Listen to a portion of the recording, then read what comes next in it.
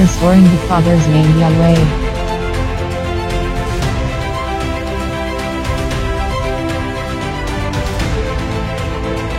Restoring the Messiah's name Yahshua.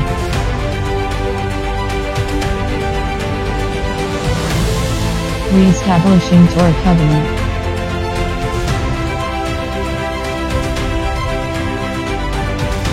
Preparing the bride. The revealing of the sons of Elohim.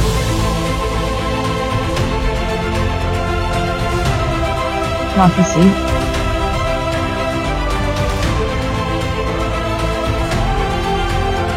The return of Melchizedek, royal priesthood.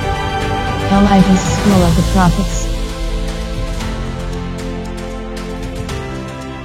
The Way Ministries.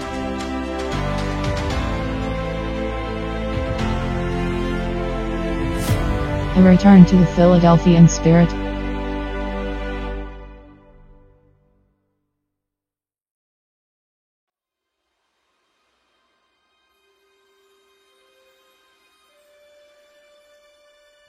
Revelation chapter 10. I saw still another mighty, forcible, boisterous, and valiant angel coming down from heaven, the abode of Yahweh, clothed and arrayed with a cloud. And a rainbow was on his head. His face was like the sun, and his feet like pillars of fire. He had a little book that is a roll opened in his hand. And he set his right foot, which is the feminine side, that recedes on the sea that is salted, and his left, which is the lucky side by the Greeks and on the land with its occupants in their locations, and cried out with an exclamation with a loud voice, as when a lion roars.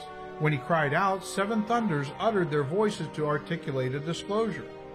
Now when the 7 thunders uttered their voices, I was about to write, but I heard a voice from heaven saying to me, seal up that which is private for security and preserving the things which the 7 thunders uttered, and do not write them.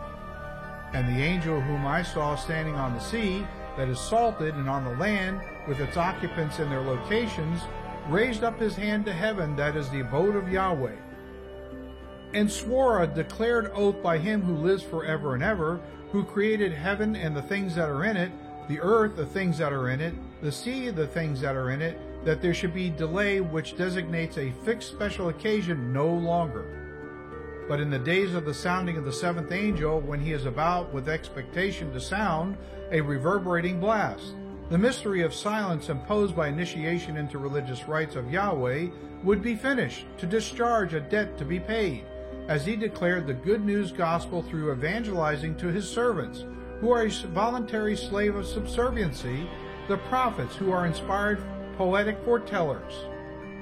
Then the voice which I heard from heaven spoke to me again and said, Go, take the little book that is a scroll, which is opened in the hand of the angel who stands on the sea that is salted, and on the earth and its occupants in it. So I went to the angel and said to him, Give me the little book.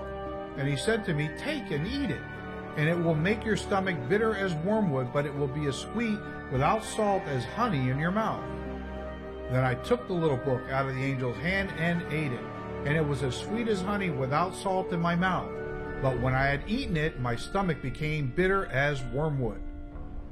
And he said to me, You must prophesy under divine inspiration from a prophetic office again about many peoples of their own populace, nations that are non-Jewish, tongues that is naturally acquired language, and kings of ruling royalty.